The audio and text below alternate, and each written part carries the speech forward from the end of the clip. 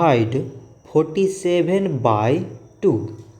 So here we divide 47 by 2 in a long division method. So 2 times 2 means 4. On subtracting we get 0. So now we put down the number beside this 7 and we can remove this 0. So 2 times 3 means 6. On subtracting we get 1. So again this 1 is less than 2 and there is no other number beside. So we keep here decimal so that we put here 0.